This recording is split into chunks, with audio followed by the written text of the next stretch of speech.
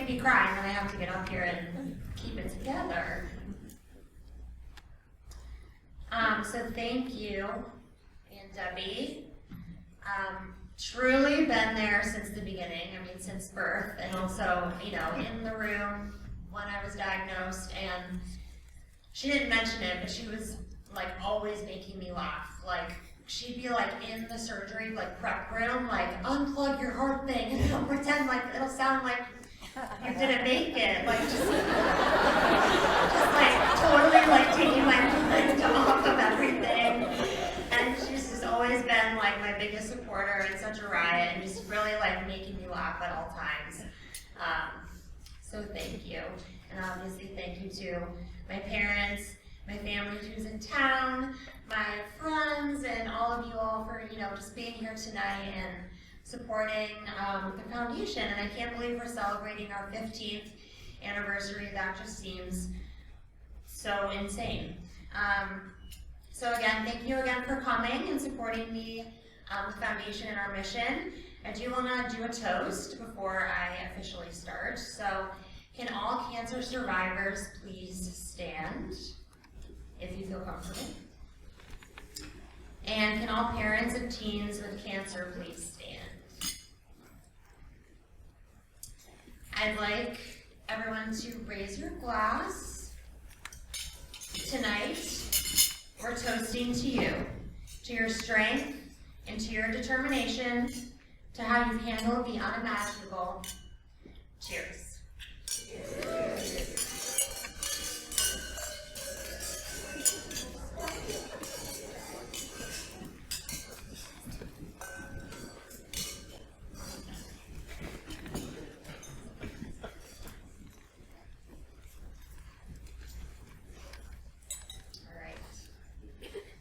So I like to reflect each time we host our wine dinner fundraiser, each time I sit down to write my speech. I enjoy going through the previous years and reading what I said, reflecting and imagining how I was feeling at the time and where I was in my life. Each year, the speech evolves. And as I've gotten older, as I've had more years of cancer under my belt, and I'll get to that later, each year has provided different insights and different messages. But right now, I want to take you back in time to when you, or most of you were teenagers, think back to middle school or high school. Do your favorite moments and memories come to mind? Football games, good grades, bad grades, sneaking out, silliness, and core memories. You're invincible, right? As I get older, those memories continue to get fuzzier and fuzzier. I think back to when I was a junior and a senior in high school, and though I was fortunate enough to have some of those core memories, I also had many memories of hospital beds, IVs, scans, radiation, and so many pills and prescriptions I lost count. Teenagers want to be independent. They want to learn how to take care of themselves. They want to plan for high school graduation. Teenagers want to hang out with their friends, learn to drive, experience life. But things come to a halt when cancer is involved. They are now even more tied and dependent on their parents, to their doctors, to their medical rules. They no longer can just go play a sport, watch a game, go to a dance, or run around. They feel the loss of their relaxed and carefree life that they used to have. It's not fair. The ignorance and naivete is gone. Teenagers are very smart. They are well aware of what is happening to their body. I used to ask so many questions of my doctors, like deep questions. I wanted to understand what was going on and what my options were. But with knowing comes the challenges. It starts to sink in.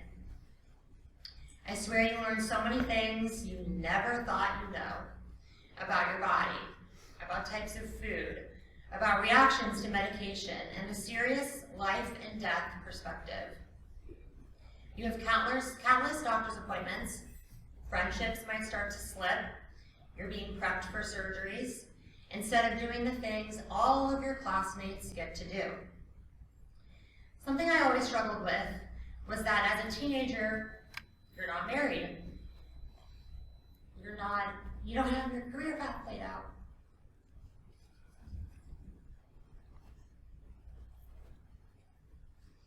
You're okay, Nikki.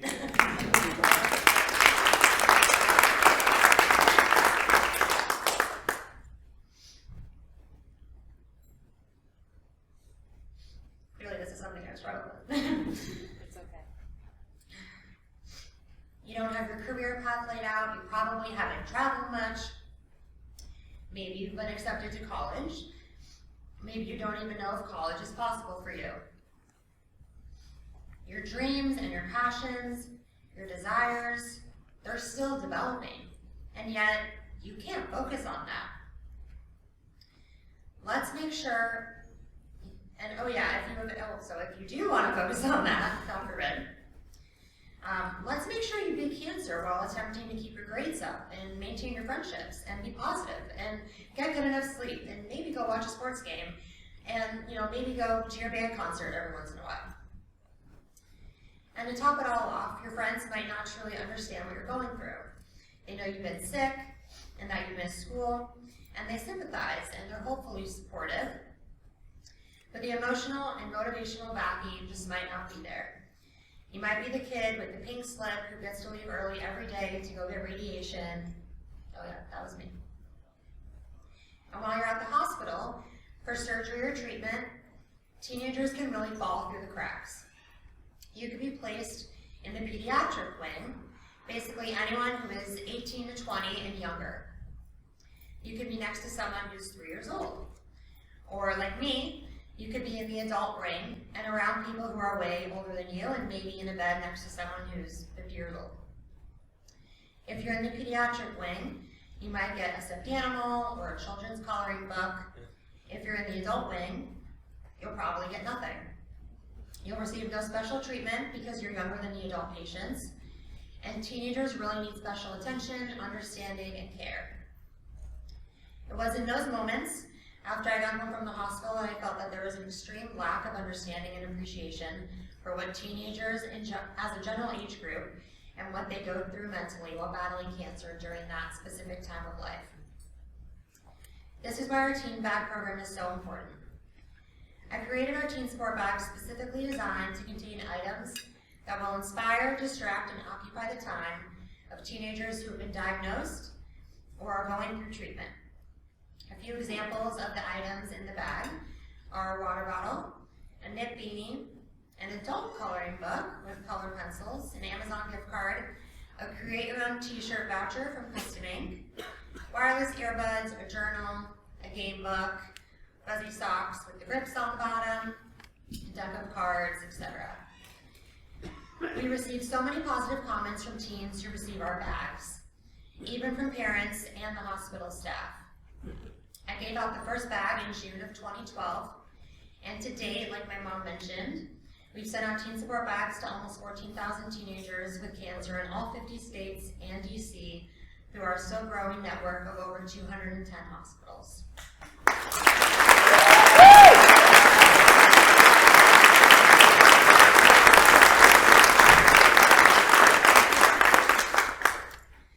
It's so extremely special when we get messages from those who receive our bags, usually from the parents. I wanted to read a few messages we've received over the past few months. From a mom of a 17-year-old girl. Mimi is 17 like Nikki when she was diagnosed, and this bag made her day. It made mine too, and she wears the hat very proudly. From a mom of a 15-year-old boy. To see him smile while opening the bag was amazing. He hasn't done much of that lately. From the sister and caregiver of a 15-year-old boy. His favorite part of the bag was the socks and the water bottle. He literally carries the water bottle every day, and he loves the socks because they are just so perfect. We appreciate the Amazon gift card too, since he wants a waffle maker, and that will help. Mom of an 18-year-old daughter. Although my daughter can usually stay in good spirits, this bag is the kind of thing that helps her get through the rough days. She loved the hat because we've been looking for head coverage as her hair is thinning out already. And lastly, here is feedback from a child life specialist. Truly, we are thankful for these bags for all of our teens.